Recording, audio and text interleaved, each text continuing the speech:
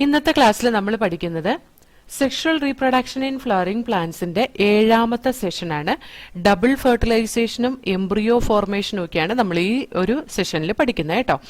ഈ double fertilization ഒരു pollen tube സൈനർജിഡിലേക്ക് എൻറ്റർ ചെയ്ത് കഴിഞ്ഞ് കഴിഞ്ഞാൽ ആ പോളൻ ട്യൂബിൽ നിന്ന് 2 മെയിൽ ഗ്യാമീറ്റും സൈനർജിഡിന്റെ സൈറ്റോപ്ലാസത്തിലേക്ക് റിലീസ് ചെയ്യാണ് ചെയ്യുക. അതിനകത്ത് ഒരു മെയിൽ ഗ്യാമീറ്റ് എഗ് സെല്ലിലേക്ക് മൂവ് ചെയ്യും, അനദർ മെയിൽ ഗ്യാമീറ്റ് പോളാർ ന്യൂക്ലിയയിലേക്ക് മൂവ് ചെയ്യും. അപ്പോൾ ഒരു ഗ്യാമീറ്റ് എഗ് സെല്ലിലേക്ക് മൂവ് ചെയ്ത് ആ എഗ് സെല്ലുമായിട്ട് ഫ്യൂസ് ചെയ്ത് അല്ലെങ്കിൽ എഗ് സെല്ലിന്റെ ന്യൂക്ലിയസുമായിട്ട് ഫ്യൂസ് ചെയ്ത് അത് സിംഗമി കംപ്ലീറ്റ് ചെയ്യും, അല്ലെങ്കിൽ ആക്ച്വൽ ഫെർട്ടിലൈസേഷൻ കംപ്ലീറ്റ് ചെയ്യും. അതിന്റെ റിസൾട്ട് ആ ആക്ച്വൽ ഫെർട്ടിലൈസേഷന്റെ ഫലമായിട്ട് ഉണ്ടാകുന്നതാണ് ഡിപ്ലോയിഡ് സെല്ലായിട്ടുള്ള സൈഗോട്ട് കേട്ടോ. അതർ മെയിൽ ഗ്യാമീറ്റ്, മറ്റേ മെയിൽ ഗ്യാമീറ്റ് എന്താ ചെയ്യുന്നതെന്ന് വെച്ചാൽ പോളാർ ന്യൂക്ലിയയിലേക്ക് മൂവ് ചെയ്യും. സെൻട്രൽ സെല്ലിൽ ഇരിക്കുന്ന പോളാർ ന്യൂക്ലിയയായിട്ട് അത് ഫ്യൂസ് ചെയ്ത് ഒരു ട്രിപ്ലോയിഡ് പ്രൈമറി എൻഡോസ്പേം ന്യൂക്ലിയസ് ഉണ്ടാവും. ട്രിപ്ലോയിഡ് പ്രൈമറി എൻഡോസ്പേം ന്യൂക്ലിയസ് ഉണ്ടാവും കേട്ടോ.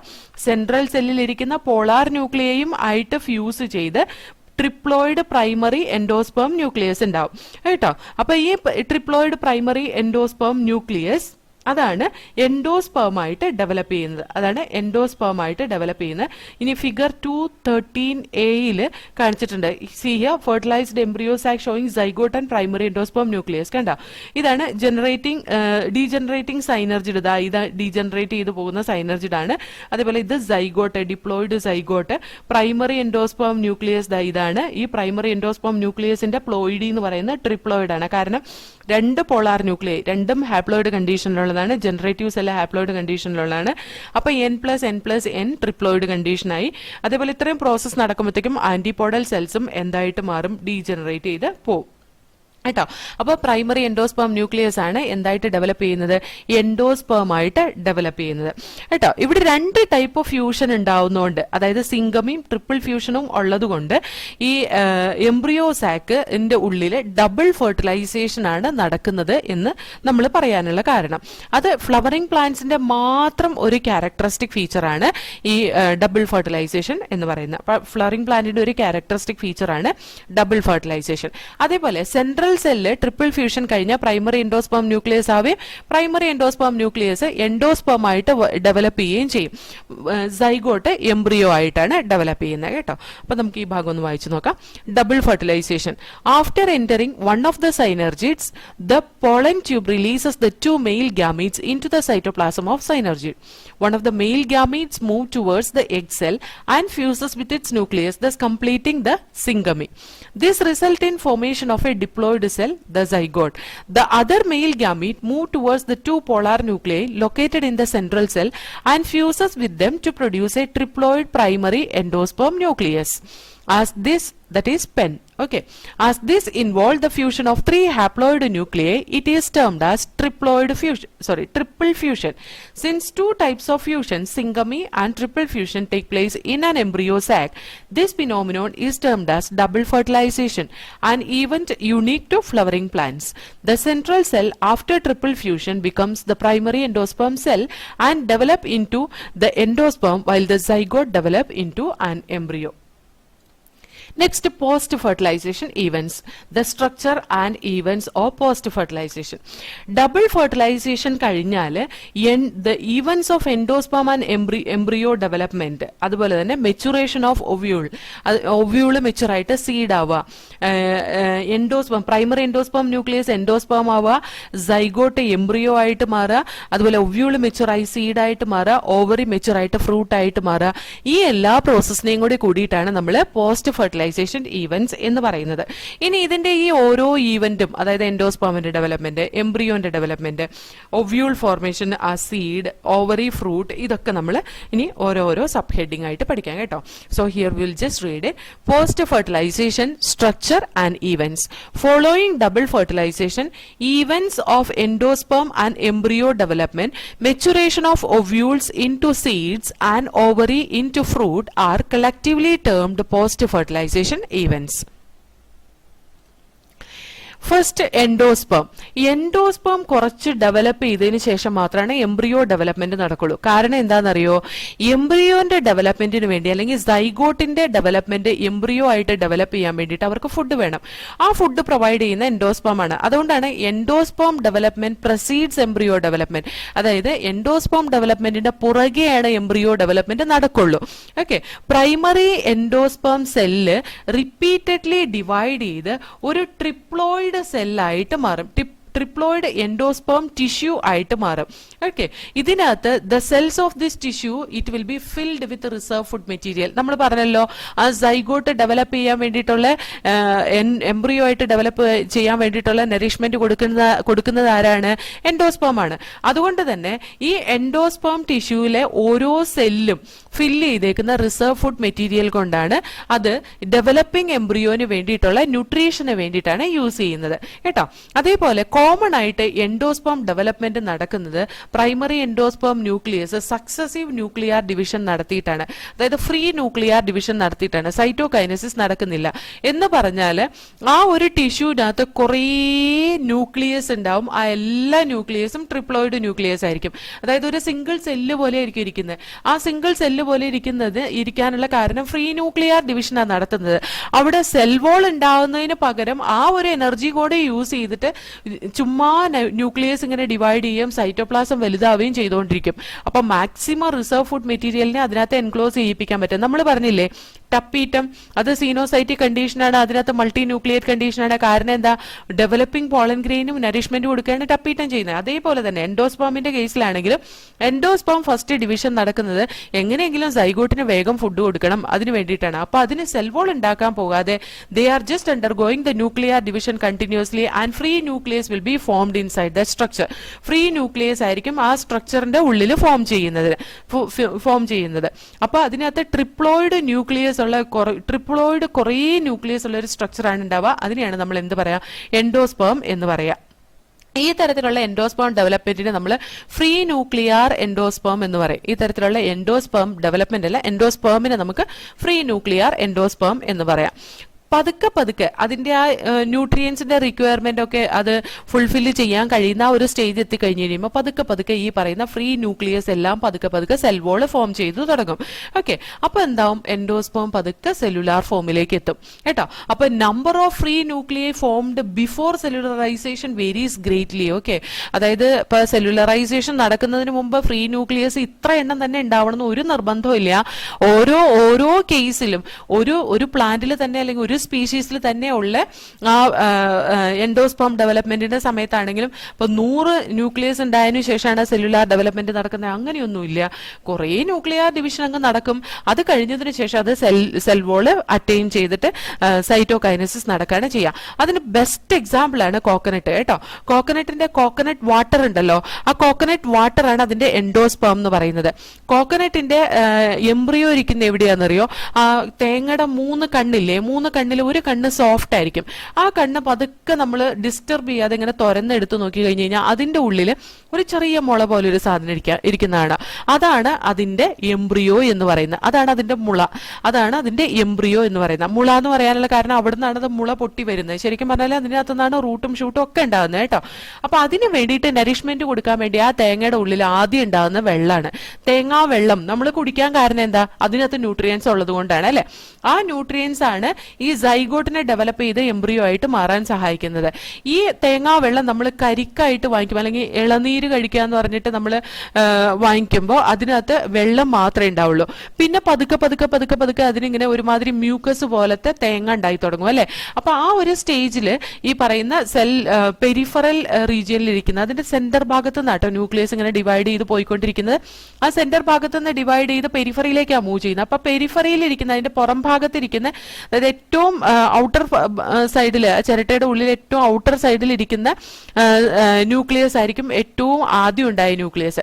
അത് പതുക്കെ സെൽ വോൾ അറ്റൈൻ ചെയ്ത് തുടങ്ങുമ്പോൾ ഒരു മ്യൂക്കസ് പോലത്തെ ഒരു കണ്ടീഷൻ ഉണ്ടാകുന്നത്. ആ മ്യൂക്കസ് പോലത്തെ കരിക്ക് എന്ന് പറഞ്ഞ് നമ്മൾ കഴിക്കുന്ന സാധനം ഉണ്ടല്ലോ, അതാണ് പതുക്കെ സെല്ലുലാർ ഫോം അറ്റൈൻ ചെയ്യുന്നത്. പിന്നെ അത് മൂത്ത് നമ്മൾ നല്ല കട്ടിയാവും. അതാണ് നമ്മൾ തേങ്ങ ഗ്രേറ്റ് ചെയ്തിട്ട് നമ്മൾ കറിക്കൊക്കെ വേണ്ടിയിട്ട് യൂസ് ചെയ്യുന്ന, തേങ്ങാ പാലെടുക്കാൻ വേണ്ടിയിട്ട് യൂസ് ചെയ്യുന്നതൊക്കെ ഗ്രേറ്റഡ് കോക്കനട്ട് ആണ്. അപ്പൊ ആ സെല്ലുലാർ ഫോം ഓഫ് എൻഡോസ്പേം എന്ന് പറയുന്നത് കുറേയും കൂടി ആ പെരിഫറൽ റീജിയനിൽ നിന്ന് എല്ലാ ന്യൂക്ലിയസിനും സെൽ വോൾ അറ്റൈൻ ചെയ്ത് കഴിയുമ്പോൾ ഒരു സോളിഡ് സ്റ്റേറ്റിലേക്ക് മാറും. അതിനെയാണ് നമ്മൾ ഈ കോക്കനട്ടിന്റെ കെർണൽ എന്ന് പറയുന്നത്. Kernel is the cellular endosperm. എന്നാൽ കൂടി കോക്കനട്ടിന്റെ ഉള്ളിൽ പിന്നെ എന്തുണ്ടാവും? വെള്ളം ഉണ്ടാവും അല്ലെ. ആ വെള്ളം പിന്നീട് നമ്മൾ കുറച്ച് കഴിഞ്ഞ് കഴിയുമ്പോൾ ആ വെള്ളം വറ്റി വറ്റി വറ്റി വരുന്നത് കാണാം. പിന്നെ കുറെ കഴിഞ്ഞ് കഴിയുമ്പോൾ ഈ തേങ്ങയ്ക്ക് അത് മുളച്ചു വരാനുള്ള ഫേവറബിൾ കണ്ടീഷൻ കിട്ടുകയാണെന്നിരിക്കട്ടെ. അത് കിട്ടുകയാണെന്നുണ്ടെങ്കിൽ അതിന്റെ കണ്ണിന്റെ ആ ഭാഗം ഉണ്ടല്ലോ, സോഫ്റ്റ് ആയിട്ടുള്ള കണ്ണിന്റെ ഭാഗത്തുനിന്ന് പൊങ്ങെന്ന് പറഞ്ഞിട്ടൊരു സാധനം ഉണ്ടാവാറുണ്ട്, ഒരു സ്പോഞ്ച് പോലത്തെ ഒരു ടിഷ്യൂ. അതെന്താണെന്നറിയോ? ആ തേങ്ങയുടെ വെള്ളം വറ്റുന്നതനുസരിച്ച് ഈ എംബ്രിയോന് പിന്നീട് ഫർദർ ഡെവലപ്മെന്റിന് വേണ്ടിയിട്ട് തേങ്ങ പ്ലാന്റ്സിന്റെ കേസിൽ ഏത് സീഡാണെങ്കിലും ഒരു പർട്ടിക്കുലർ ഡെവലപ്മെന്റ് കഴിഞ്ഞാൽ കുറച്ച് ഡോർമന്റ് സ്റ്റേജ് ഉണ്ട് കേട്ടോ. അതങ്ങനെ ഡോർമന്റ് സ്റ്റേജിലിരിക്കും. തേങ്ങയ്ക്കും അങ്ങനെ തന്നെയാണ്. കുറച്ച് നാൾ അവിടെ എംബ്രിയോന് പിന്നെ ഡെവലപ്മെന്റ് ഒന്നും നടക്കാതെ അവിടെ തന്നെ ഇരിക്കും. പിന്നെ അതിന് ഫേവറബിൾ കണ്ടീഷൻ വരുമ്പോൾ അത് ഡെവലപ്പ് ചെയ്യാൻ തുടങ്ങുമ്പോഴാണ് പിന്നീട് അതിന് ന്യൂട്രിയൻസ് വേണ്ടത്. അപ്പോഴത്തേക്കും അതിന് ന്യൂട്രിയൻസ് വേണ്ട ഒരു കണ്ടീഷൻ എത്തിക്കഴിഞ്ഞ് കഴിയുമ്പോഴത്തേക്കും അവരുടെ തേങ്ങാ വെള്ളം വറ്റി തുടങ്ങിയിട്ടുണ്ടാവും. അപ്പൊ ആ തേങ്ങാ വെള്ളം മറ്റേ ആ എംബ്രിയോ ഇരിക്കുന്നതിന്റെ ഓപ്പോസിറ്റ് സൈഡിലേക്ക് മൂവ് ചെയ്തിട്ടുണ്ടാവും. ഈ തേങ്ങാ വെള്ളത്തിനെ വലിച്ചെടുക്കണം എന്തിലേക്ക്? എംബ്രിയോയിലേക്ക്.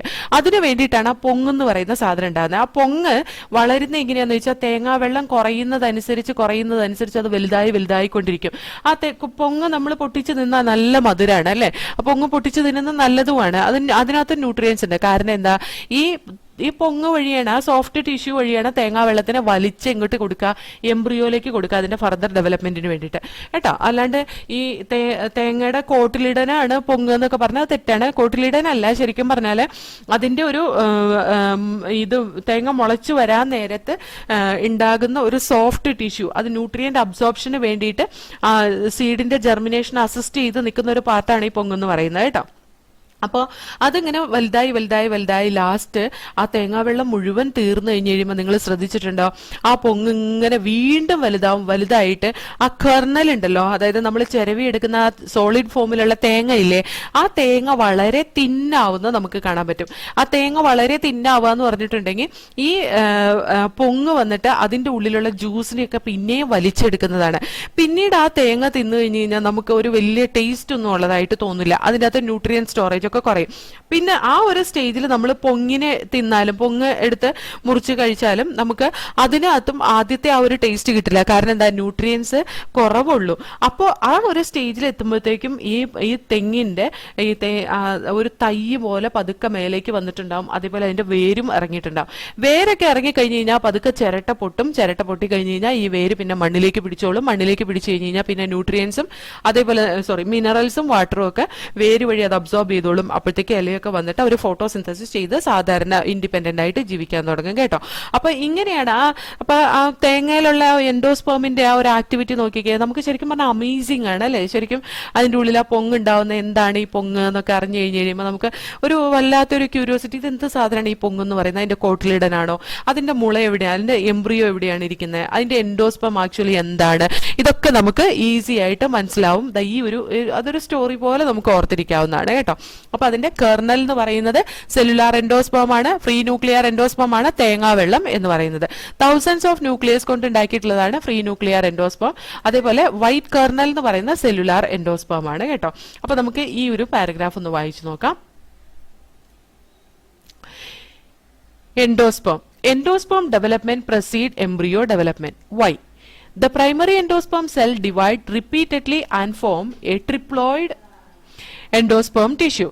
The cells of this tissue are filled with reserve food materials and are used for the nutrition of the developing embryo. In the most common type of endosperm development, the primary endosperm undergo successive nuclear division to give rise to free nuclei. This stage of endosperm development is called as prenuclear endosperm. Subsequently, cell wall formation occurs and the endosperm becomes cellular. The number of free nuclei formed before the cellularization varies greatly. The coconut water from tender coconut that you are familiar with is nothing but free nuclear endosperm made up of thousands of nuclei, and the surrounding white kernel is the cellular endosperm. Endosperm में സൈഗോട്ടിന്റെ ഡെവലപ്മെന്റിന് വേണ്ടിയിട്ട് endosperm use ചെയ്യുന്നുണ്ട് അല്ലെ. ഈ endosperm ചിലപ്പോൾ completely consume ചെയ്യും. Embryo develop ചെയ്യുമ്പോഴത്തേക്കും completely consume ചെയ്യും. Example pea plant, പീയില് പീ സീഡ് എന്ന് പറയുന്ന നമുക്ക് കിട്ടുന്ന പീ സീഡ് ഉണ്ടല്ലോ, അതിനകത്ത് ആ ഒവ്യൂള് കംപ്ലീറ്റ് ആയിട്ട് ഡെവലപ്പ് ചെയ്യുന്നതാണ് ആ പീ സീഡ്. ഈ പീ സീഡിന്റെ അകത്ത് എൻഡോസ്പേമിനെ കംപ്ലീറ്റ് കൺസ്യൂം ചെയ്ത് ആ എൻഡോസ്പേം ഒന്നും ഇല്ല, അതിന്റെ ഉള്ളിൽ പിന്നെ ഉള്ളത് എംബ്രിയോന്റെ ഭാഗമായിട്ടുള്ള കോട്ടിലിടനാണ് നമ്മൾ കഴിക്കുന്നത്. ഗ്രൗണ്ട് നട്ടിലും അങ്ങനെ തന്നെ കംപ്ലീറ്റ് എൻഡോസ്പേം യൂസ് ചെയ്തിട്ടുണ്ടാവും, എന്നിട്ട് നമ്മൾ കഴിക്കുന്ന അതിന്റെ കോട്ടിലിടനാണ്. ബീൻസിലും അതേപോലെ തന്നെയാണ്, അതിന്റെ കോട്ടിലിടനാണ് അതിന്റെ ന്യൂട്രിയൻ സ്റ്റോറേജ് എന്ന് പറയുന്നത്. എൻഡോസ്പേം കംപ്ലീറ്റ് ആയിട്ട് എംബ്രിയോ ഡെവലപ്പ് ചെയ്യുമ്പോഴത്തേക്കും ഡെവലപ്പിംഗ് എംബ്രിയോ ഡെവലപ്മെന്റിന് വേണ്ടിയിട്ട് കംപ്ലീറ്റ് എൻഡോസ്പേം യൂസ് ചെയ്ത് കഴിഞ്ഞിട്ടുണ്ടാവും കേട്ടോ. അതുപോലെ ചില കേസിൽ അത് മെച്യൂർ സീഡിലും റിമെയിൻ ചെയ്യും. അതായത് ഒരു സീഡ് മെച്യൂർ ആവുമ്പോഴത്തേക്കും അതിന്റെ partial development of embryo complete ആയിട്ടുണ്ടാവും. അപ്പൊ partial development of embryo complete ആവുമ്പോഴും എൻഡോസ്പേം കൺസ്യൂം ചെയ്ത് കഴിഞ്ഞിട്ടുണ്ടാവില്ല. അതിന് എക്സാമ്പിൾ ആണ് കാസ്റ്റർ കോക്കനട്ട്. സാധാരണ എൻഡോസ്പേം കൺസ്യൂം ചെയ്ത് കഴിയാത്ത എൻഡോസ്പേം സീഡ് മെച്യൂർ ആയതിനു ശേഷം റിമെയിൻ ചെയ്യുന്നത് മോണോകോട്ടിലിഡിനസ് പ്ലാന്റ്സിലാണ്. പക്ഷെ കാസ്റ്റർ ഒരു ഡൈക്കോട്ടാണ് കേട്ടോ. ഡൈക്കോട്ടിലിഡിനസ് പ്ലാന്റ് ആണ് കാസ്റ്റർ എന്ന് പറയുന്നത്. കോക്കനട്ട് ഒരു മോണോകോട്ടിലിഡിനസ് പ്ലാന്റ് ആണ് കേട്ടോ. അപ്പോൾ ഡൈക്കോട്ടിലിഡിനസ് പ്ലാന്റ്സിൽ എൻഡോസ്പേം റിമെയിൻ ചെയ്യുന്നതിന് ഒരു എക്സാമ്പിൾ ആണ് castor. Coconut is a monocotyledonous plant. അവിടെ എൻഡോസ്പേം റിമെയിൻ ചെയ്യുന്നുണ്ട്. അതിന്റെ എൻഡോസ്പേമാണ് നമ്മൾ കഴിക്കുന്നത്. അതിന്റെ സീഡ് എംബ്രിയോ എന്നൊക്കെ പറയുന്ന അതിന്റെ സീഡിന്റെ ഉള്ളിലിരിക്കുന്ന എംബ്രിയോ എന്ന് പറയുന്നത് വളരെ ചെറുതായിട്ടുള്ള, ഞാൻ പറഞ്ഞില്ലേ സോഫ്റ്റ് ആയിട്ടുള്ള ആ കണ്ണിന്റെ ഉള്ളിലിരിക്കുന്ന ചെറിയൊരു മുള പോലത്തെ ഒരു സാധനമാണ് അതിന്റെ എംബ്രിയോ എന്ന് പറയുന്നത്. അപ്പൊ നമ്മൾ കൺസ്യൂം ചെയ്യുന്ന അതിന്റെ എൻഡോസ്പേം ആണ്. പക്ഷെ പീയിലും ഗ്രൗണ്ട്നട്ടിലും ബീൻസിലും ഓർത്തിരുന്നോളണം, എൻഡോസ്പേം കംപ്ലീറ്റ് യൂസ് അപ്പ് ചെയ്ത് പിന്നെ നമ്മുടെ ന്യൂട്രിയൻ സ്റ്റോറേജ് അതിന് നമ്മളത് കഴിക്കാൻ കാരണം അതിന്റെ ന്യൂട്രിയൻ സ്റ്റോറേജ് കോട്ടിലിഡനിലുള്ളത് കൊണ്ട് അതിന്റെ പരിപ്പ് കോട്ടിലിഡനാണ് നമ്മൾ കഴിക്കുന്നത് കേട്ടോ. ഇനി ഈ എൻഡോസ്പേം റിമെയിൻ ചെയ്യുന്നതിന് എൻഡോസ്പേമസ് സീഡ് എന്നും എൻഡോസ്പേം ഇല്ലാത്തതിനെ നോൺ എൻഡോസ്പേമസ് സീഡ് എന്നും നമുക്ക് റെപ്രസെന്റ് ചെയ്യാം. അതായത് സീഡിന്റെ ഉള്ളില് എൻഡോസ്പേം റിമെയിൻ ചെയ്യുകയാണെങ്കിൽ എൻഡോസ്പേം ആ എംബ്രിയോ ഡെവലപ്മെന്റ് നടക്കുന്ന സമയത്ത് അത് കംപ്ലീറ്റ് കൺസ്യൂം ചെയ്യാതെ അത് വീണ്ടും റിമെയിൻ ചെയ്യുന്നതിന് എൻഡോസ്പേമസ് സീഡ് എന്നാ പറയാം. എൻഡോസ്പേമസ് സീഡിന് പറയുന്ന വേറൊരു പേരാണ് ആൽബുമിനസ് സീഡ്. എൻഡോസ്പേമസ് സീഡ് അല്ലെങ്കിൽ ആൽബുമിനസ് സീഡ് എന്ന് പറയാം. അത് സാധാരണയായിട്ട് മോണോകോട്ടിലിഡിനസ് പ്ലാന്റ്സിലാണ് കാണുന്നത്. ഡൈക്കോട്ടിൽ കാണുന്നതിന് എക്സാമ്പിൾ ആണ് കാസ്റ്റർ. ഇനി എൻഡോസ്പേം ഇല്ലാത്തതിന് നമ്മൾ നോൺ എൻഡോസ്പേമസ് സീഡ് എന്നാ പറയാ. സാധാരണയായിട്ട് ഡൈക്കോട്ടിലിഡിനസ് സീഡിൽ എൻഡോസ്പേം റിമെയിൻ ചെയ്യാറില്ല. നോൺ എൻഡോസ്പേമസ് സീഡ് എന്നാണ് എൻഡോസ്പേം ഇല്ലാത്തതിന് പറയുന്ന, അല്ലെങ്കിൽ നോൺ ആൽബുമിനസ് സീഡ് എന്നാണ് പറയാ.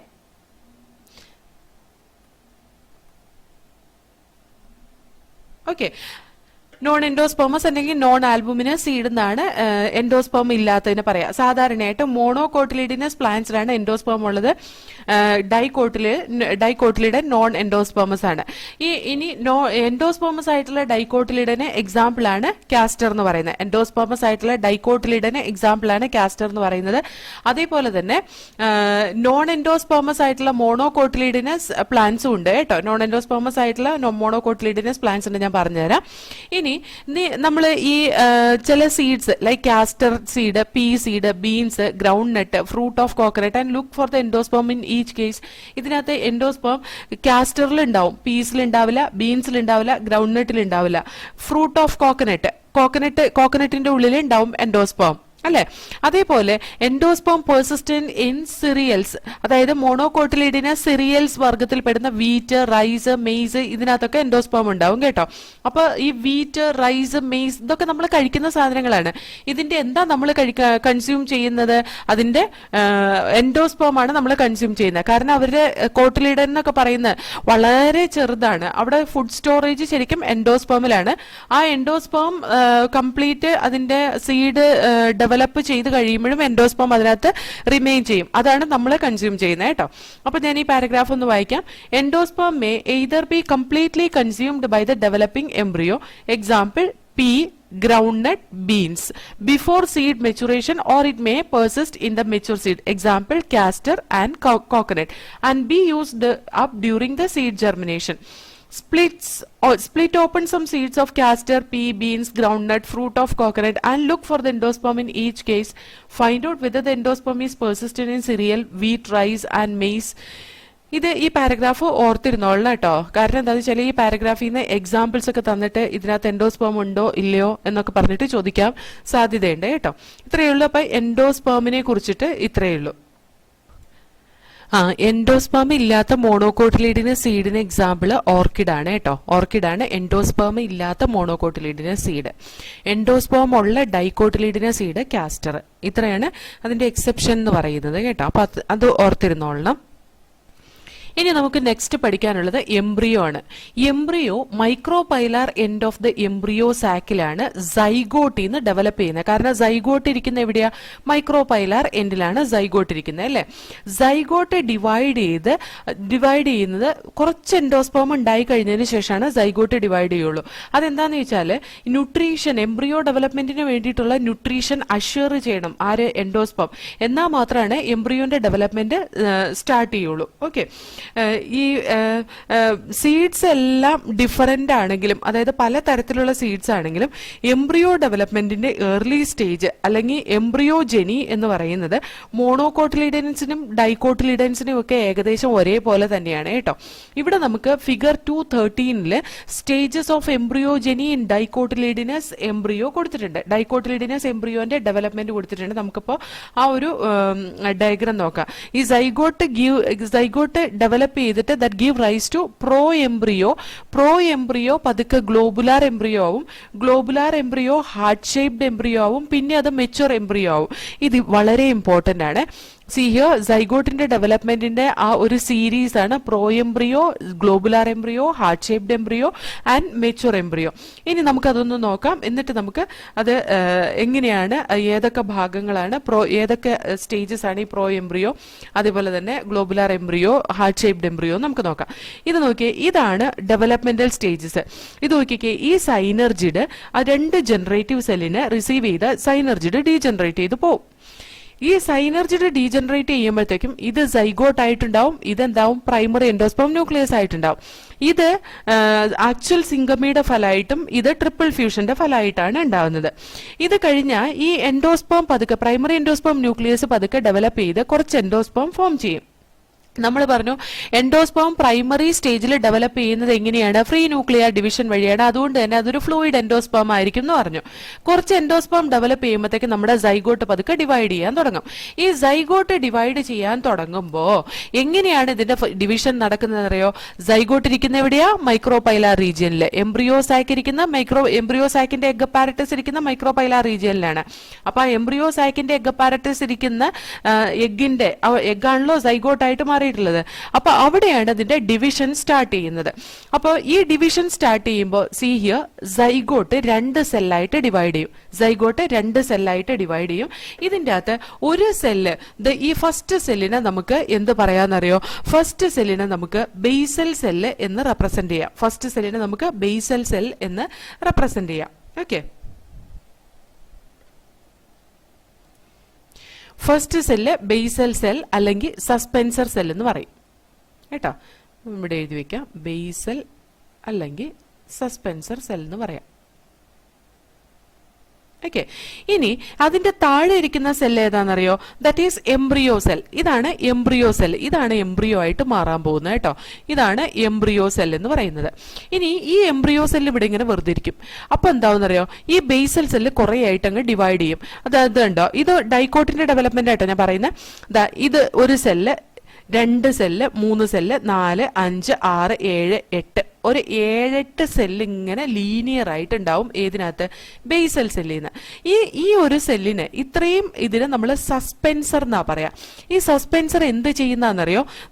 ഇവിടുന്ന് ഇതാണല്ലോ ഡിവിഷൻ നടക്കുന്നത്.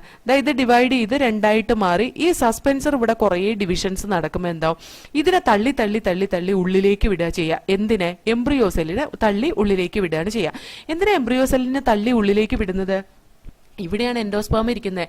ഇത് ഡെവലപ്പ് ആവുന്നതോറും എൻഡോസ്പേം കുറഞ്ഞു കുറഞ്ഞു വരിക. പക്ഷേ ഈ എൻഡോസ്പേമിന്റെ അടുത്തേക്ക് ഇതിനെ തള്ളി വിട്ടാലാണ് ഇതിന് എൻഡോസ്പേം അല്ലെങ്കിൽ നറിഷ്മെന്റ് കിട്ടുള്ളൂ. അതിന് വേണ്ടിയിട്ടാണ് കേട്ടോ.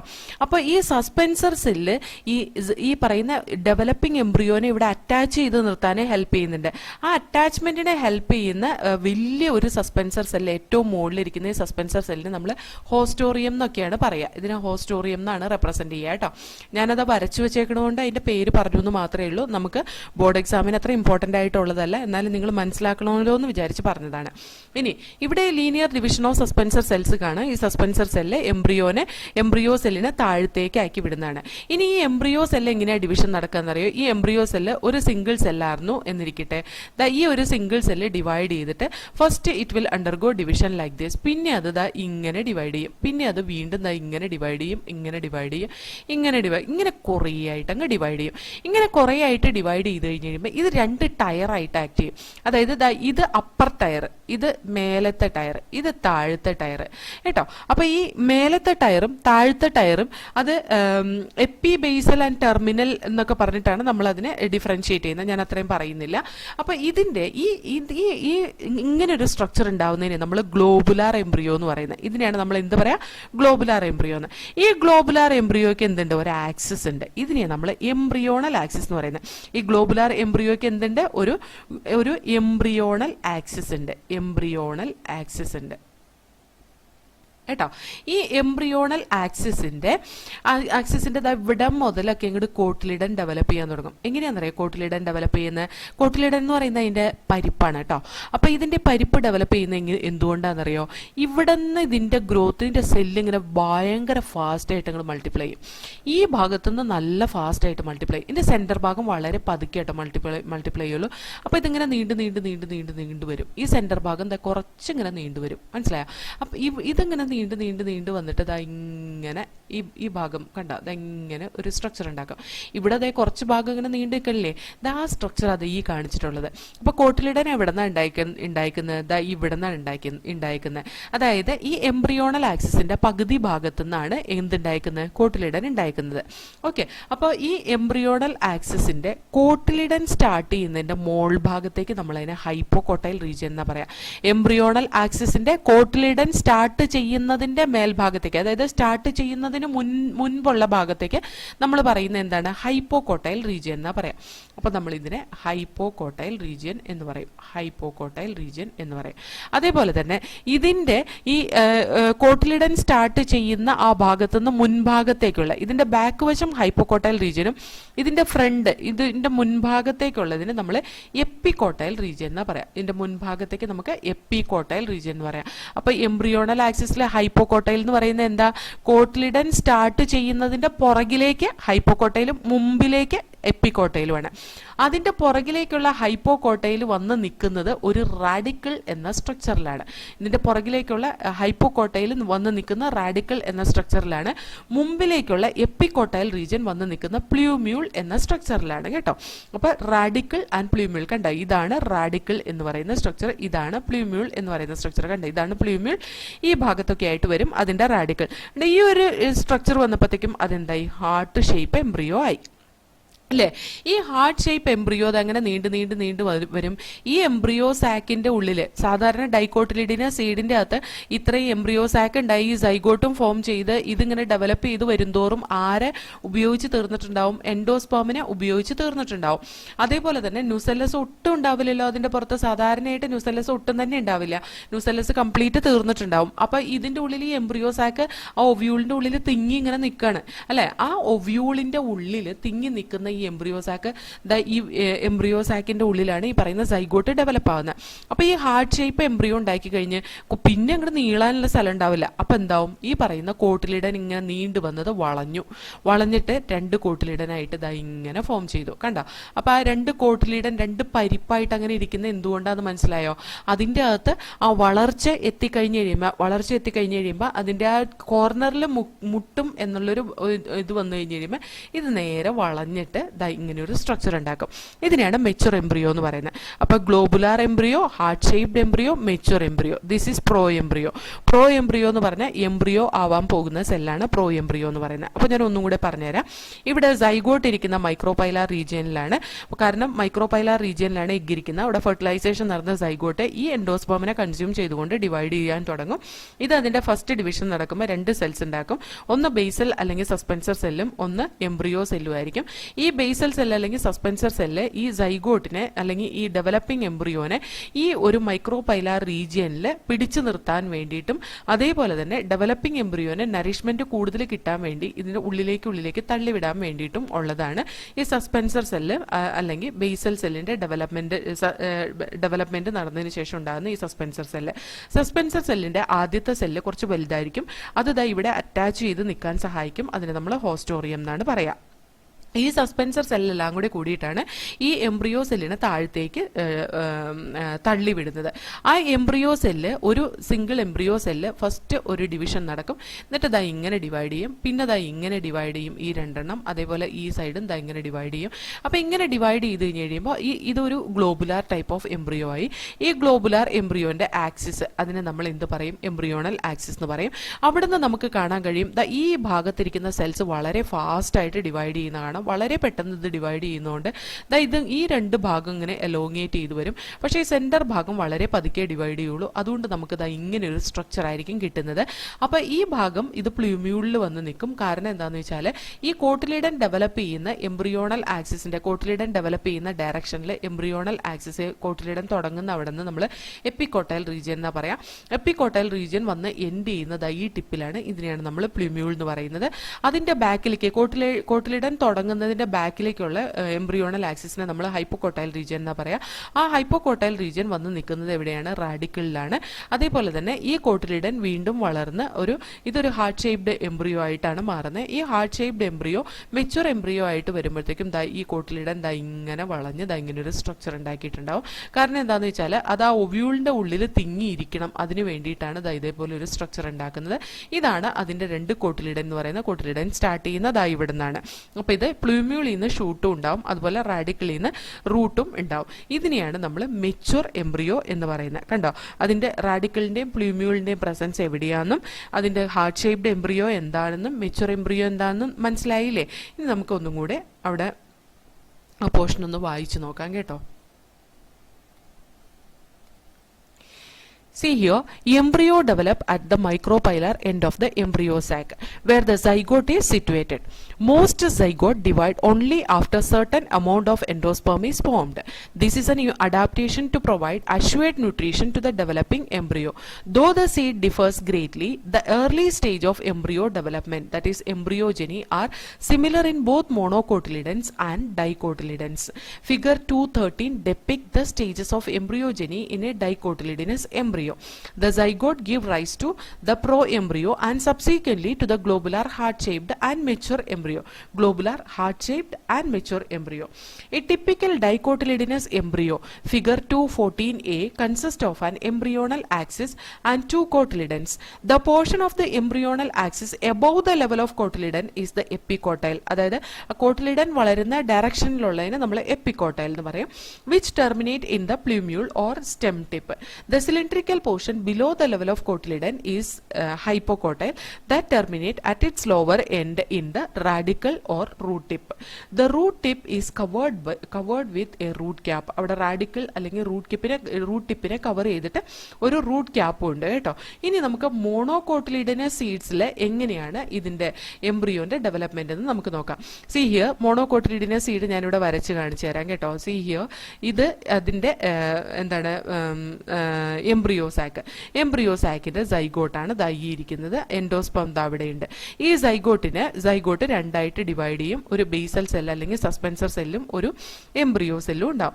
ഈ എംബ്രിയോ സെല്ല് ഒരു ഗ്ലോബുലാർ എംബ്രിയോ ആയിട്ട് മാറും. ഗ്ലോബുലാർ എംബ്രിയോ ആയിട്ട് മാറിക്കഴിഞ്ഞ് കഴിയുമ്പോൾ ഇതിനൊരു പ്രത്യേകത ഉണ്ട്. എന്താ അറിയോ? ഇതിന്റെ ഒരു പെരിഫറൽ റീജിയൻ മാത്രം വളരെ ഫാസ്റ്റ് ആയിട്ട് വളരും. 2 പെരിഫറൽ റീജിയനും വളരില്ല. ഒരൊറ്റ പെരിഫറൽ റീജിയൻ മാത്രം വളരെ ഫാസ്റ്റ് ആയിട്ട് വളരും. മറ്റേ പെരിഫറൽ റീജിയൻ വളരെ സ്ലോ ആയിട്ടേ വളരുള്ളൂ. അപ്പൊ എന്താന്ന് ചോദിച്ചാല് ഇവിടുത്തെ ഓവർ ഗ്രോത്ത് കൊണ്ട് ഈ സെന്റർ ഭാഗം തള്ളിതാ ഈ ഒരു സൈഡിലേക്ക് ഇങ്ങനെ മാറുന്ന കാണാം. അപ്പൊ അത് ഇവിടെ നിന്ന് ഒരു കോട്ടിലിടൻ ഉണ്ടായിരിക്കുന്നതാണ് കേട്ടോ കാണുന്നത്. ഇതിനൊരു സിംഗിൾ കോട്ടിലിടനാണ് ഉള്ളത്. ഇതിന്റെ ഈ സൈഡ് ഇതിന്റെ സെന്റർ ഭാഗമാണ് തള്ളിത് ഇങ്ങോട്ട് വന്നേക്കുന്നത്. പിന്നെ അത് ഇവിടെയായിട്ടൊരു ചെറിയ കോട്ടിലിടനും കാണാം. ഇതിനെ നമ്മൾ റുഡിമെന്ററി കോട്ടിലിടൻ അല്ലെങ്കിൽ എപ്പിബ്ലാസ്റ്റ് എന്നാണ് പറയാ. റുഡിമെന്ററി കോട്ടിലിടൻ അല്ലെങ്കിൽ